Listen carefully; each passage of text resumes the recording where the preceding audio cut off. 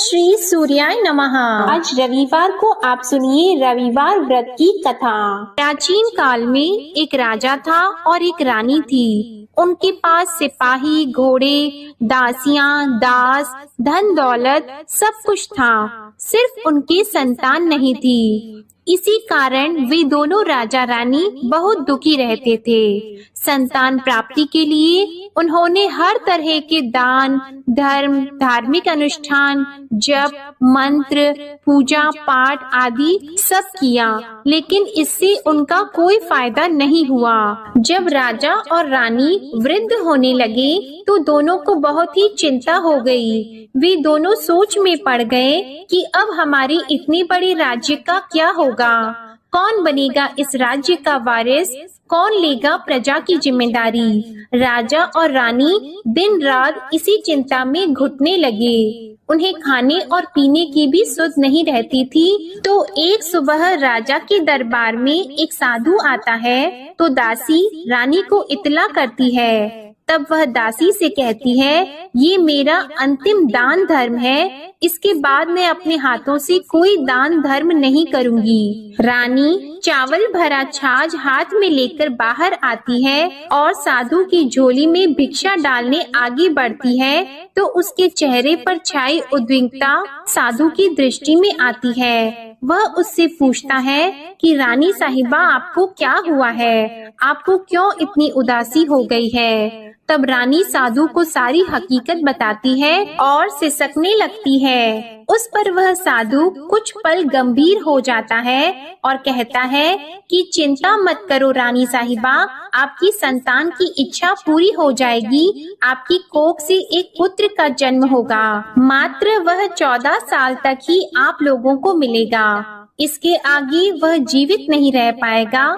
इससे बढ़कर आपको कुछ देना मेरे लिए संभव नहीं है। अपनी बात पूरी करते उसने अपनी झोली में हाथ डाला। झोली में हाथ डालकर थोड़ी सी भभूत निकालकर उसने रानी को दी और कहा, आप और महाराज दोनों इसे बांटकर ग्रहण कर लेना, तुम्हें जल्द ही पुत्र की प्राप्ति होगी। और वह साधु अपनी राह को चला गया। उसके जाने के बाद रानी सोचने लगी कि 14 साल तो 14 साल ही सही, उतने समय के लिए हमें पुत्र तो मिलेगा, यही काफी है। उतने साल तक मैं उसे जी जान से बड़ा करूंगी, उसे ढेर सारा प्यार और दुलार करूंगी, अपनी संतान की मुराद पूरी करूंगी। उस रात अपना सारा राज गाज खत्म करके राजा जब रानी के महल में गए तो रानी ने राजा को सारी बात बता दी और साधु की दी हुई भभूत राजा को दिखाकर बोली कि साधु महाराज ने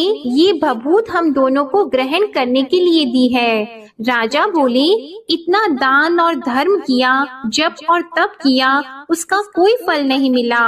अब इस भभूत से हमें क्या संतान प्राप्त होगी। उस पर रानी बोली, जब इतना सब कुछ कर लिया तो अब ये भी सही, क्यों हम उस साधु के क्रोध को बुलावा दें। राजा को अब किसी बात पर विश्वास नहीं था, पर रानी को दुख ना पहुँचे इसलिए वह राजी हो गया।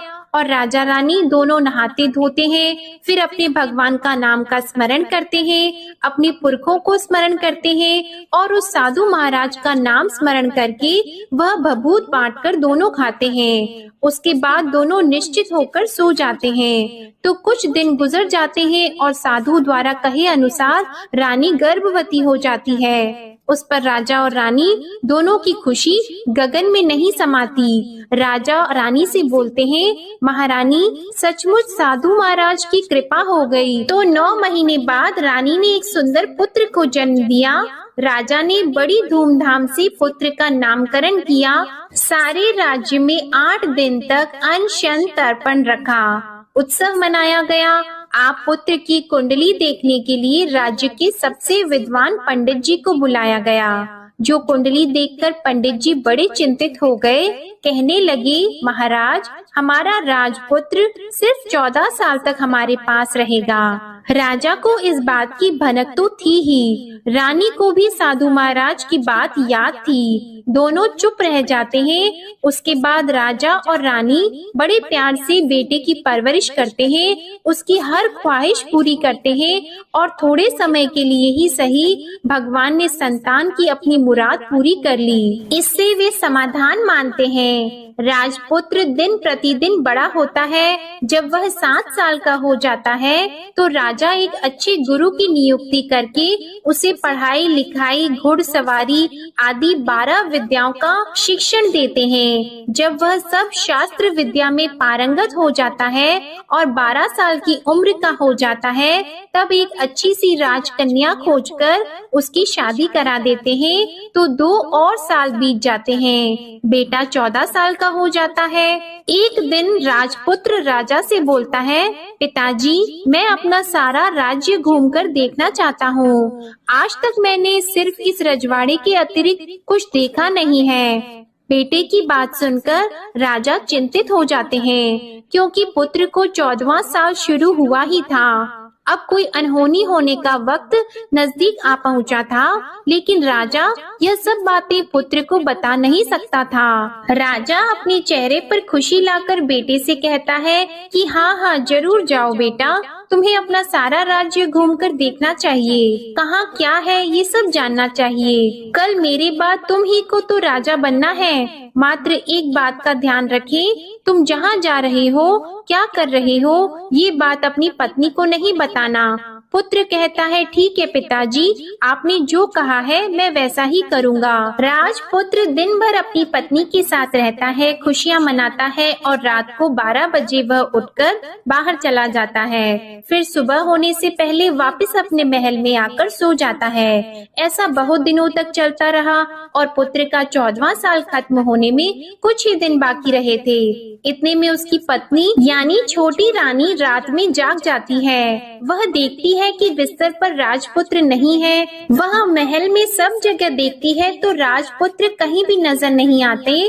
तो वह क्या करती, किससे कहती? वह चुपचाप रहती है। फिर वह सुबह होने पर देखती है कि उसका पति अपनी जगह सोया हुआ है। वह पति से कुछ नहीं पूछती है, लेकिन दूसरी रात भी जब वैसा ही होता है, तीसरी और चौथी रात और कुछ दिनों तक ऐसा ही चलता रहता है, तब रानी बहुत ही चिंतित हो जाती है। उसके मन में ढेर सारे सवाल उठते हैं, लेकिन उसे पूछने में डर लगता है। शायद पति गुस्सा कर बैठे। सास ससुर से पूछने के बारे में सोचा तो उसकी कुल मर्यादा बीच में आ जाती थी। तो इस तरह वह मन ही मन घुटती रहती थी। इस हालत में उसे खाने पीने में दिलचस्पी नहीं होती थी। वह दुबली पतली हो जाती है। तो उस राज्य में फूल बेचने वाली एक बूढ़ी मालिन थी। वह हमेशा छोटी रानी को फूल देने उसके महल में आती थी। उस बुढ़िया का ध्यान छोटी रानी पर पड़ जाता है। वह उससे पूछती है, बेटी, तुम्हें किस बात का दुख है? तुम इस तरह सूख कर कांटा क्यों बनी हो? उस पर रानी कहती है, क्या बताऊं तुम्हें अम्मा, तुम्हारा राजपुत्र हर रात्रि को बाहर चला जाता है और सुबह वापस लौट कर आ जाता है। वह कहाँ जाता है, क्या करता है, यह सोच सोच कर मैं अन्न जल ग्रहण नहीं कर पाती हूँ और सूख सूख कर इस तरह कांटा बन रही हूँ। बुढ़िया सब बात सुनकर उसे एक उपाय बताती है कि बेटा ऐसा करना, आज रात को तुम सोना मत, उसके पीछे जाकर देखना कि वह कहाँ जाता है, क्या करता है और उसकी अच्छी तरह से पहरेदारी करना। तो छोटी रानी बोली कि अगर मुझे नींद आ गई तो बुढ़िया बोली कि तुम्हें नींद न आए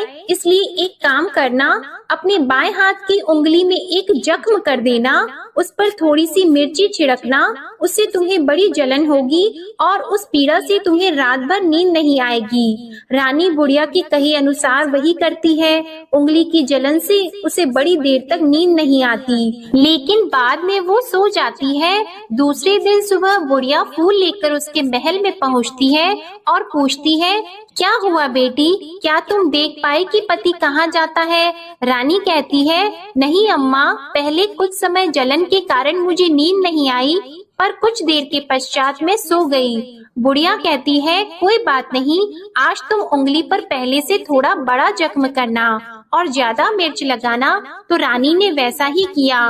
परंतु वह सिर्फ पति को बाहर निकलते हुए देख पाती है, उसके पीछे नहीं जा सकती क्योंकि उसे फिर से नींद आ जाती है। दूसरे दिन सुबह बुढ़िया आती है तो उसके पूछने से पहले ही रानी रोककर कहती है, अम्मा, मैं आज भी उसकी पहरेदारी ठीक तरह से नहीं कर पाई। बुढ़िया कहती है, रोना नहीं बेटी, सब कुछ ठीक हो जाएगा। तुम आज रात जख्म और बड़ा करना और उस पर ज्यादा मिर्ची लगाना और एक काम करना कि जब वह जाने के लिए निकलता है तब उसका रास्ता रोकना। बुढ़िया ने जैसा बताया रानी ने वैसा ही किया। आज रात उसे नींद नहीं आती है। पति जब रात को महल से निकलने के लिए चलने लगता है तो वह बुढ़िया ने जैसा बताया वैसे ही करती है। दौड़कर जाकर पति का रास्ता रोकती है और कहती है, कहाँ जा रहे हो, किससे मिलने जा रहे हो, मुझे बताओ। राजपुत्र उसे समझाने की बहुत कोशिश करता है। देखो, अगर मैंने तुम्हें यह बता दिया तो मैं तुम्हें दोबारा नहीं मिल पाऊंगा। रानी कहती है, कोई बात नहीं, ना मिल पाओ, लेकिन आप रात के समय कहाँ जाते हो यह मुझे बता दो। राजपुत्र निरुपाय हो जाता है। पत्नी की जिद के आगे उसकी एक नहीं चल पाती। ठीक उसी समय उसका 14वां साल खत्म हो रहा होता है, 15वां साल लगने वाला होता है। जो होता है वह हो जाने दो, यह सोचता है और कुछ चावल मंत्रों से सिद्ध करके पत्नी को देकर कहता है कि इन चावल के दानों को हाथ की मुट्ठी में पकड़ना।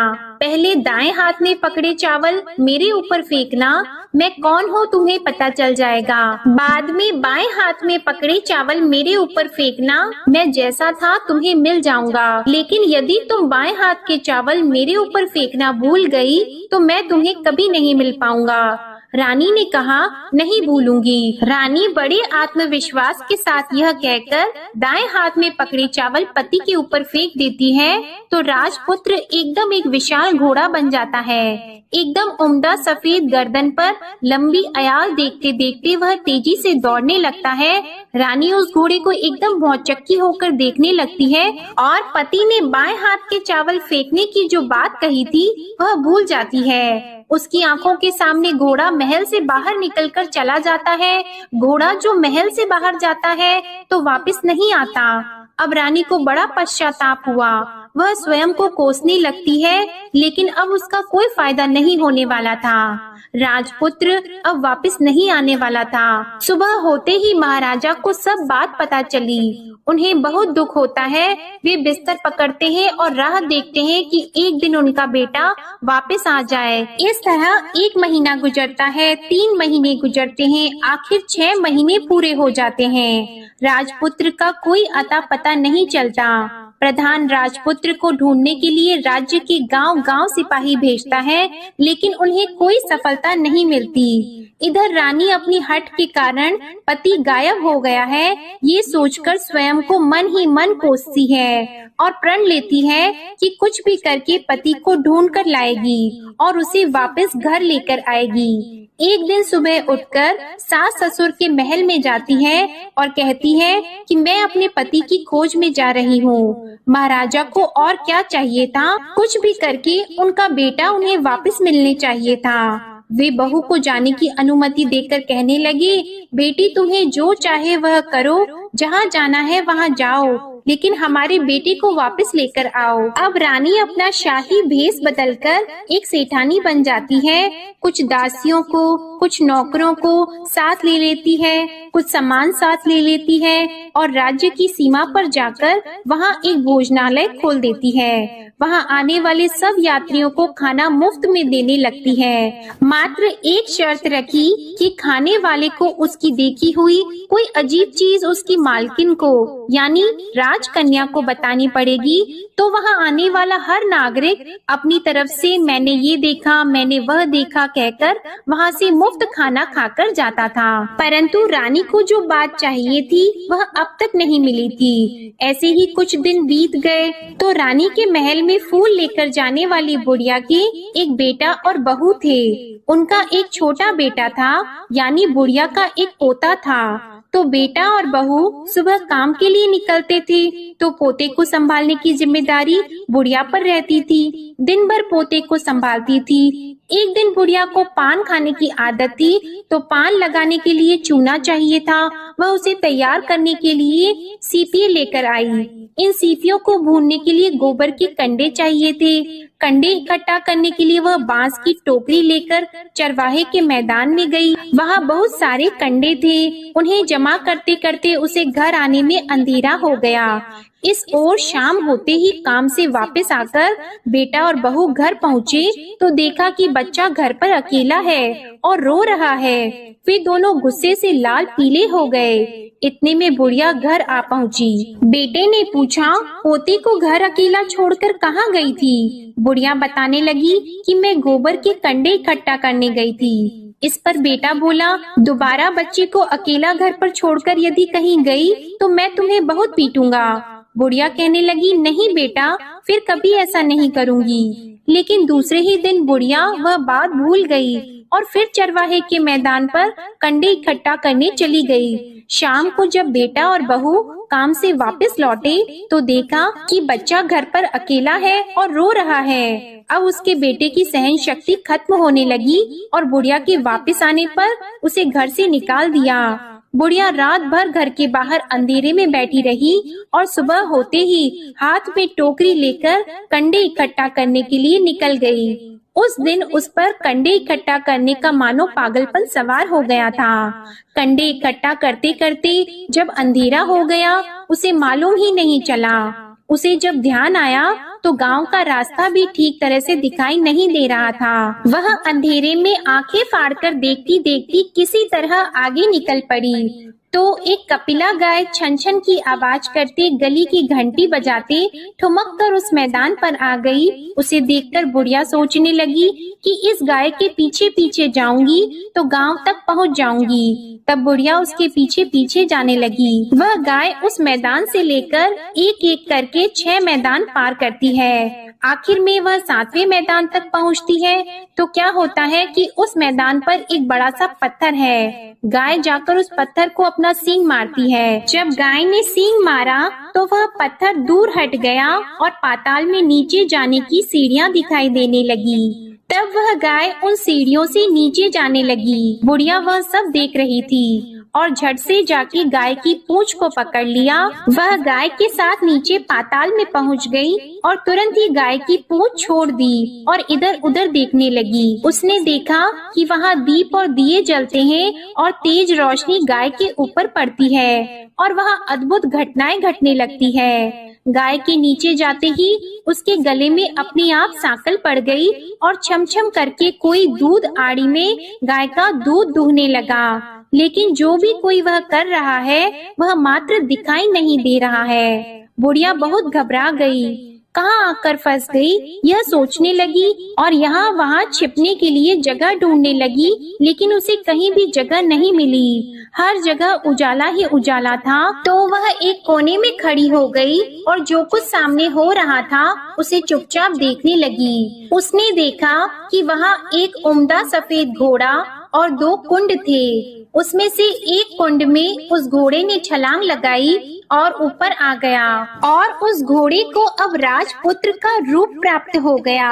उसने दूसरे कुंड के पानी में स्नान किया, वहाँ रखे नए कपड़े पहने और नजदीक ही एक सुंदर पलंग था, उस पर आकर वह बैठ गया। उसके सामने अपने आप 5 पकवानों की थाली आ गई।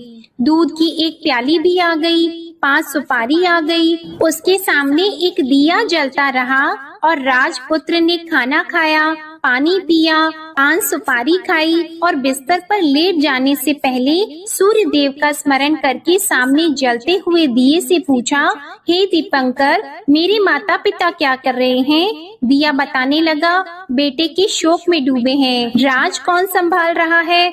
तो उसने बोला कि राज्य प्रधान संभालते हैं। उसने पूछा कि मेरी पत्नी क्या करती है?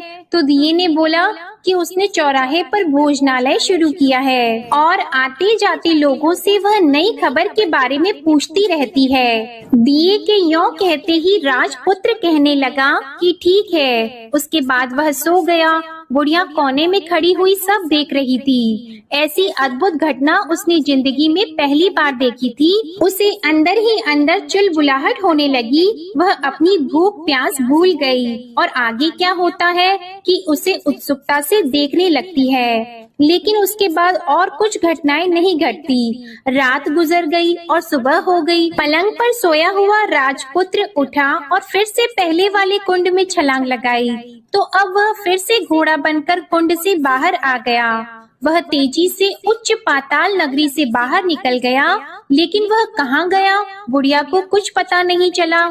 उसके बाद पिछली रात की तरह कोई उस गाय को छमछम करके दूध दोहने लगा। जैसे ही दूध दोहना खत्म हुआ, उसके गले की सांकल अपने आप खुल गई और वह गाय तेजी से ऊपर जाने लगी, सीढ़ियों की ओर भागने लगी। गाय को दौड़ता देखकर बुढ़िया सोचने लगी कि अब गाय के साथ यहाँ से ऊपर जाना ही समझदारी होगी, नहीं तो कोई मुसीबत आकर उसके ऊपर टपक जाएगी। झट से उसने गाय की पूंछ पकड़ ली और गाय के साथ ऊपर आ गई।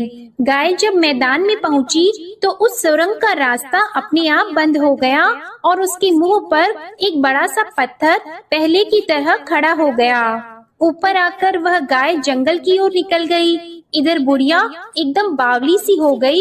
उसने पाताल नगरी में जो कुछ देखा था वह जल्द से जल्द किसी को बताने के लिए उतावली हो गई। उसे एकदम याद आया कि नगर की सीमा पार कोई औरत भोजनालय चलाती है और नई बात बताने वालों को अच्छा खाना पीना मुफ्त में देती है। वह सोचने लगी कि क्यों न मैं ये बात उस औरत को जाकर बताऊं। यदि उसे ये बात पसंद आ गई तो बाकी जीवन खाने पीने के झंझट से मुक्ति मिल जाएगी। बुढ़िया ने मन में तय किया और तुरंत उस भोजनालय के द्वार पर टंगे नगाड़े के सामने खड़ी हो गई और जोर जोर से नगाड़ा बजाना शुरू कर दिया। नगाड़े का इस तरह शोर सुनकर मालकिन यानी छोटी रानी मन में प्रसन्न हो जाती है कि शायद कोई बड़ी बात लेकर यहाँ आया है। रानी सिपाहियों को आदेश देती है, जाइए और जो कोई आया है उसकी अच्छी तरह खातिरदारी कीजिए। आदेश पाते ही सिपाही नीचे दौड़ गए तो एक बुढ़िया नगाड़ा बजा रही थी। उन्होंने पूछा, क्यों नहीं बुढ़िया, क्या हुआ, क्यों नगाड़ा बजा रही हो? बुढ़िया बोली, कुछ नहीं बेटा, यहाँ खाना मिलता है ना, इसलिए आई हूँ। खाना चाहिए मिलेगा, लेकिन तुझे कोई नई बात बतानी पड़ेगी। हाँ बताऊंगी, एक बात मालूम है मुझे।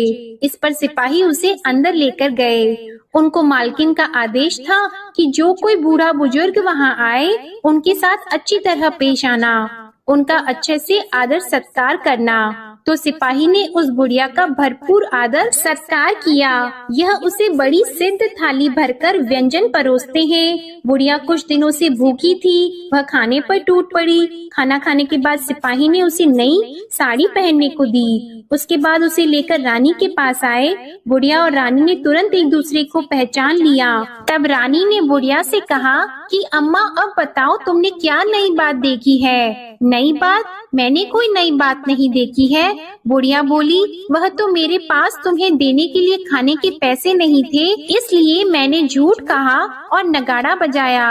रानी ने कहा, अम्मा घबराना नहीं, मैं किसी को तुम्हारा नाम नहीं बताऊंगी। फिर भी बुढ़िया ने कहा कि मेरे पास कोई नई बात नहीं है। इस पर रानी ने उससे कहा, देखो अम्मा, यदि तुमने मुझे वह नई बात बताई तो जिंदगी भर मैं तुम्हारी देखभाल करूंगी और तुम्हें रानी माता की तरह रखूंगी। अब बुढ़िया बताने को तैयार हो गई। उसने जो कुछ उस चारागाह वाले मैदान पर देखा था वह सब कुछ कुंवर रानी को बता दिया। बुढ़िया की वे बातें सुनकर कुंवरनी को यकीन हो गया कि वह राजपुत्र उसी का पति है। वह तुरंत बुढ़िया से कहने लगी कि अब माँ मुझे उस जगह पर ले चलो। तब बुढ़िया बोली, नहीं बेटी, वह पाताल राज्य है, सांप है। यदि किसी ने तुम्हें देख लिया तो तुम्हारी जान खतरे में पड़ सकती है। लेकिन रानी उसकी एक भी नहीं सुनती, उसे उस जगह ले जाने के लिए हठ करने लगी। आखिर में बुढ़िया ने उसका कहना मान लिया और कहने लगी, ठीक है, मैं तुम्हें वहाँ ले जा सकती हूँ, पर आज नहीं, कल वहाँ जाना है तो शाम को ही जाना होगा। तो दूसरे दिन दोपहर को रानी बुढ़िया के साथ उस मैदान पर गई और एक जगह छुपकर गाय के आने की राह देखने लगी। दिन ढलते ही अंधेरा गिरने लगा और गाय हमेशा की तरह वहां आ गई। मैदान के उस कोने में जाकर उसने पत्थर पर सींग मारा तो छत से पत्थर हटकर वहां सुरंग में जाने का रास्ता खुल गया। गाय उस रास्ते से नीचे उतरने लगी तो बुढ़िया रानी से कहने लगी, जल्दी आगे बढ़ो, हम गाय की पूंछ पकड़कर नीचे उतरेंगे। तो दोनों गाय की पूंछ पकड़कर नीचे उतर गईं। बुढ़िया पहले जिस कोने में छिपी थी उस कोने में छिप गई। अब नीचे सब कुछ पहले जैसा घटित हो रहा था। गाय के गले में अपने आप सांकल पड़ गई। कोई अदृश्य रूप से उसका दूध दोहने लगा। एक सफेद उम्दे घोड़े ने आकर एक कुंड में छलांग लगाई तो राजपुत्र के रूप में ऊपर आया। वह राजपुत्र दूसरे कुंड में नहाने लगा। बाद में उसके सामने खाने की थाली आ गई, दूध की प्याली आ गई, पान का बीड़ा आ गया। राजपुत्र सब ग्रहण करके सोने के लिए पलंग पर गया तो सोने से पहले सूर्य देव का स्मरण करके वह दिए से पूछने लगा, दीपांकर मेरे माता पिता क्या कर रहे हैं? तो दिया कुछ जवाब नहीं देता बल्कि वह बुझने लगता है। तब राजपुत्र को कुछ घटित हुआ है इसका संदेह हो गया। वह उदास हो गया और जो कुछ हुआ है वह हो जाने दो ऐसा सोचकर फिर से बिस्तर पर लेट गया। अब रानी का संयम छूट गया। वह दौड़कर पति के पास गई और उसके पैर पकड़ने के लिए आगे बढ़ने लगी। राजपुत्र तुरंत ही पत्नी को पहचान गया। वह छत से पीछे हट गया और चिल्लाने लगा, नहीं नहीं, मुझे मत छूना, सर्वनाश हो जाएगा। रानी दोनों हाथ जोड़कर पति से अपनी भूल स्वीकार करने लगी। स्वामी, मुझसे भूल हो गई। मुझे आपसे नहीं पूछना चाहिए था कि आप रात को कहाँ जाते हो। मैं अपनी भूल स्वीकार करती हूँ। मुझे मेरी भूल की सजा मिल गई है। अब आप घर चलो। आपके वियोग में आपके माता पिता ने बिस्तर पकड़ लिया है।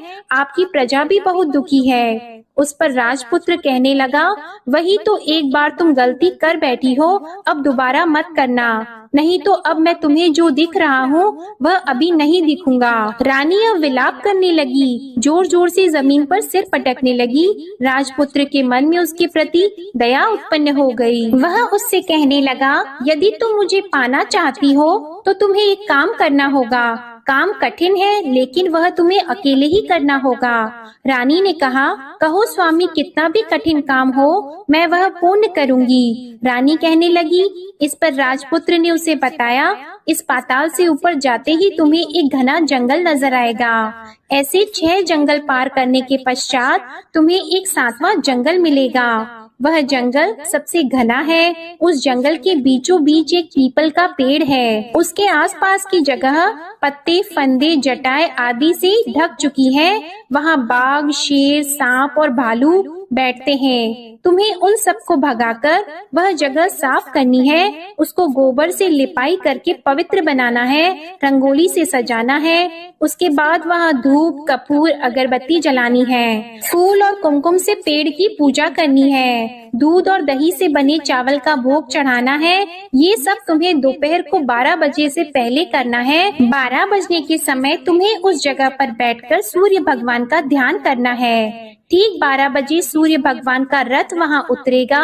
वे सब देखकर खुश हो जाएंगे और कहेंगे कि जिस किसी ने भी ये सब किया है उसे मैं मनचाहा फल दूंगा। तो तुम सामने जाकर उसके रथ का दाहिना घोड़ा मांगना, मैं तुम्हें मिल जाऊंगा। इतनी बात कहकर राजपुत्र अपने पलंग पर सो गया और छोटी रानी भोर होने की राह देखने लगी। भोर होते ही वह बुढ़िया के साथ गाय की पूंछ पकड़कर ऊपर आ गई। ऊपर आने के बाद वह बुढ़िया से कहने लगी, अम्मा, अब मैं अकेले ही आगे जाऊंगी, तुम भोजनालय वापस चली जाओ।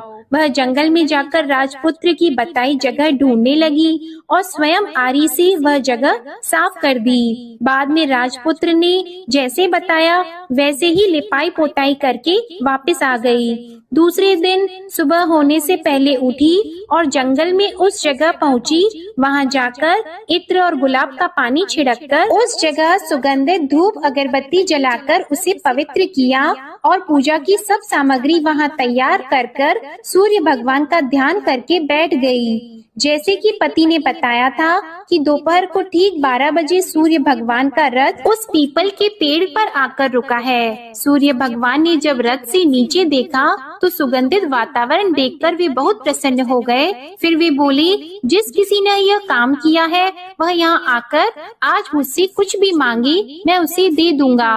रानी ने जब ये शब्द सुने तो बिना समय गवाए दौड़कर उनके सामने आ गई और उनको साष्टांग नमस्कार करके बोली, भगवान वह मैं ही हूँ, मैंने ही यह जगह साफ की है। अच्छा, तो तुम्हें जो चाहिए वह मांगो। भगवान मुझे आपके रथ का दाहिना घोड़ा चाहिए। सूर्य भगवान बोले, नहीं नहीं, मैं तुम्हें और कुछ भी दे सकता हूँ, लेकिन यह घोड़ा नहीं दे सकता। मेरे रथ के 12 घोड़े हैं, तुम चाहो तो कोई और घोड़ा मांग लो, लेकिन यह दाहिना घोड़ा नहीं, वह मैं तुम्हें नहीं दे सकता। छोटी रानी ने एक नहीं सुनी, वह सूर्य देव से एक ही बात कह रही थी, वही दाहिना घोड़ा दे दीजिए, नहीं तो मैं आपके पैरों में गिरकर अपनी जान दे दूंगी। अब सूर्य देव धर्म संकट में पड़ गए। उन्होंने वचन दे दिया था, अब अपने वचन से पलट भी तो नहीं सकते थे।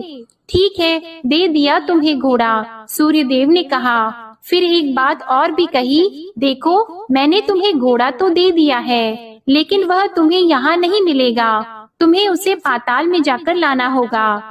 रानी बोली, पाताल में ही क्यों भगवान, मैं उन्हें पाने के लिए कहीं भी जा सकती हूँ। रानी को वचन देकर सूर्य देव अपने मार्ग को चले गए और इधर रानी जंगल से अपने भोजनालय में आ गई। फिर वह बुढ़िया को लेकर उस मैदान पर आ गई और जल्दी ही शाम हो गई। शाम होते ही वहाँ वह गाय आ गई और उसने सींग मारकर सुरंग का पत्थर हटाया और नीचे उतरने लगी। रानी और बुढ़िया जल्दी जल्दी उसकी पूंछ पकड़कर नीचे उतर गईं।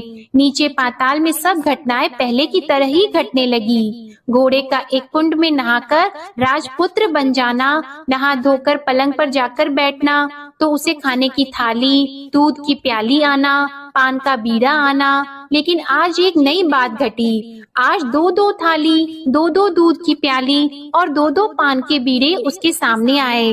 वह कुछ नहीं बोला।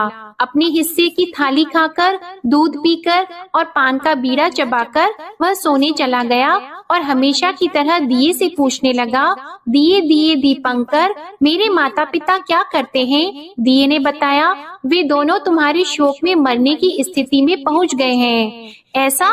झट से उसकी आंखों में आंसू टपकने लगे। फिर वह पूछने लगा, दिए दिए दीपंकर, मेरा राज्य कौन चला रहा है? तुम्हारा राज्य प्रधान चला रहा है और वह सब कुछ हड़प चुका है। वह प्रजा पर बहुत अत्याचार कर रहा है। यह सुनकर राजपुत्र को बहुत गुस्सा आया। वह गुस्से से अपनी मुट्ठी भींचने लगा। अब वह पूछने लगा, दिए दिए दीपंकर, मेरी पत्नी क्या कर रही है? अब दिया कुछ नहीं बोला और चुप रहा। अब रानी का संयम जवाब दे गया। वह दौड़कर पति के गले लग गई। अब मैं तुम्हें मिल गया। राजपुत्र कहने लगा, सच कहते हो? अब आप फिर से घोड़ा तो नहीं बनोगे ना? नहीं, दोबारा घोड़ा नहीं बनूंगा। तुमने जो इतने सारे कष्ट उठाए हैं मुझे पाने के लिए, इसलिए सूर्य देव ने मुझे सदा के लिए घोड़े के जन्म से मुक्त कर दिया है। राजपुत्र ने बड़े प्यार से कहा और उसे गले लगाया। उसके आंसू पोंछे और कुछ देर के पश्चात सुबह हो गई तो गाय की श्रृंखला टूटकर वह ऊपर भूलोक जाने लगी। रानी, राजपुत्र और बुढ़िया उसकी पूंछ पकड़कर ऊपर आ गए। ऊपर आने पर वे सीधे भोजनालय में पहुँचे। वहाँ का सब सामान लोगों में बांट दिया और उसको ताला लगाकर अपने राज्य में लौट आए। राजपुत्र वापस आता है और उसके तेवर देखकर प्रधान घबरा जाता है। राजपुत्र ने उसे बंदी बनाकर कैद खाने में डाल दिया और राज्य की बागडोर अपने हाथ में ले ली। उसके बाद वह अपने माता पिता को मिलने उनके महल में गया। तब राजपुत्र क्या देखता है कि उसके माता पिता उसके शोक में अस्थि पंजर बने हुए हैं। पुत्र को वापस आया देखकर मरणासन राजा रानी की आंखों से टप टप आंसू बहने लगे। इन दोनों ने पुत्र को गले लगा लिया, उसे प्यार से सहलाया और इतना होने के बाद उनकी सेहत में एकदम सुधार आने लगा। वे अब बिस्तर से उठकर बैठ गए हैं, पुत्र को आशीर्वाद देने लगे हैं। राजपुत्र के आने की खबर तुरंत ही राज्य में फैल गई। प्रजा खुशी से फूली नहीं समाई। प्रजाजन राजमहल के सामने इकट्ठा हो गए। राजपुत्र ने भी उन्हें दर्शन दिए और आज से उन्हें कोई दुख नहीं पहुंचाएगा, ऐसा वचन भी दिया। अब राजा अपने पुत्र का राज्याभिषेक करके उसे सिंहासन पर बिठाता है और बहू को महारानी का दर्जा देता है और स्वयं अपनी पत्नी के साथ ईश्वर स्मरण करते खुशी से दिन बिताता है। महाराजा बना राजपुत्र अच्छी तरह से राज्य चलाने लगा और अपनी पत्नी के साथ सुख शांति से जीवन बिताने लगा। उस बुढ़िया को रानी ने अपने ही पास रख लिया और उसकी अच्छी तरह से देखभाल करने लगी। बुढ़िया और उसके बुढ़ापे के दिन खुशी से गुजरने लगे। प्रेम से बोलिए सूर्य नारायण भगवान की जय। आपको आज की कथा पसंद आए तो वीडियो को लाइक करना मत भूलिएगा, शेयर कीजिएगा, कमेंट में भगवान श्री सूर्य नारायण की जय लिखिएगा और चैनल को भी सब्सक्राइब करिएगा। इसी के साथ आप हमारे चैनल पर फाल्गुन मास महात्म्य की कथा, आमल की एकादशी के शुभ मुहूर्त का वीडियो और फाल्गुन पूर्णिमा के शुभ मुहूर्त का वीडियो भी जरूर देखिएगा। प्रेम से बोलिए सूर्य नारायण भगवान की जय।